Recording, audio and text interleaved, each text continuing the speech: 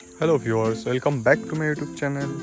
आज की वीडियो मेरी जो नई बटल नट की खेत में उगा रहा हूँ इसके रिलेटेड इन्फॉर्मेशन देने वाला हूँ। बेसिकली मेरे पास और एक खेत है वहाँ पर दूर, आप लोग देख सकते हैं। ये मेरी नई खेत है जहाँ पर मैं नई प्लांटेशन कर रहा हूँ। तो ये जो चरे हैं मैंने लगभग 2 साल पहले इन लोगों को मेरी दूसरी एक प्लेस है जहाँ पर मैंने रखा था लगा के, ताकि ये थोड़ा बड़ा हो सके और उसके बाद इन लोगों को मैं मेरी जो ये मेन ज़मीन है उसके ऊपर लगा सकता हूँ।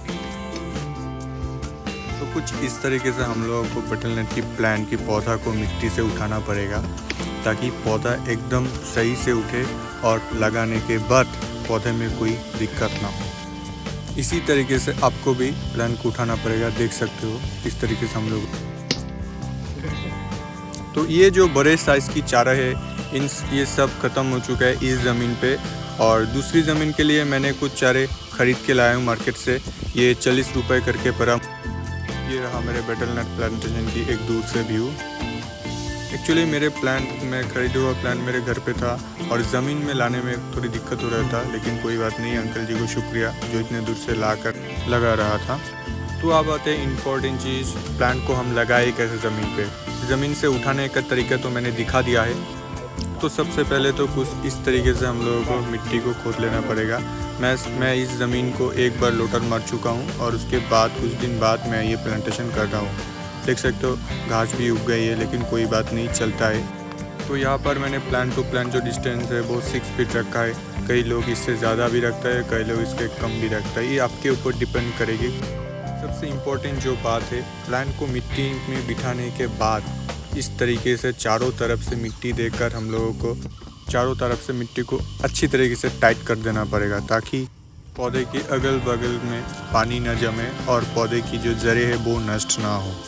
देख सकते हो पानी भी गिरना चालू हो गया है। ध्यान रखिए बरसात के मौसम में अगर ये प्लांटेशन कर रहे हो, मिट्टी को सख्त होना काफ़ी ज़रूरी बात है। और अगर प्लांट की पत्ते कुछ इस तरह के लंबा हो चुका है तो उसको क्या होगा, हम लोगों को बीच में से काट देना पड़ेगा ताकि हवा चलने के बाद हम लोगों के पौधे मजबूत होकर ज़मीन में खड़े रहे, ज़्यादा हिले डुले ना। ध्यान रखिए इसके जो न्यू पत्ते आ रहे हैं बाहर उसको मत काटना, सिर्फ साइड वाले को काट देना पड़ेगा। इसके बाद जो नेक्स्ट स्टेप लेना पड़ेगा, अगर आपकी ज़मीन नीची है और बरसात के मौसम में आप लोग अगर प्लांटेशन कर रहे हो और उसमें पानी जमता है तो ये काफ़ी बड़ा दिक्कत हो सकता है। इवन जो प्लांट है वो मर भी सकता है। तो इसके लिए हम लोग को एक काफ़ी अच्छे से ड्रेन को तैयार करना पड़ेगा ताकि ज़मीन के जो सारा पानी है वो ज़मीन में ना रुक कर बाहर चला जाए। ये तो बस हम लोगों ने प्लांट को ज़मीन पर लगा दिया है। अब इसके बाद की जो स्टेप है वो भी काफ़ी इम्पोर्टेंट है। जब तक इसकी फ्रूटिंग ना हो, हम लोगों को किस तरीके से इन लोगों को फर्टिलाइज़र को यूज़ करना पड़ेगा और किस तरीके से जो केयर लेना पड़ेगा पौधा की, ताकि जल्दी से जल्दी हम लोगों को इसकी फल मिले और हम लोगों को प्रॉफिट दिलाए। सो गाइस, बटल नट रिलेटेड जानकारी के लिए मेरे इस चैनल के साथ जुड़िए और इस वीडियो को अगर आपको अच्छा लगा तो लाइक एंड शेयर ज़रूर कीजिए। फिर मिलते हैं एक बटल नट के रिलेटेड दूसरी वीडियो में।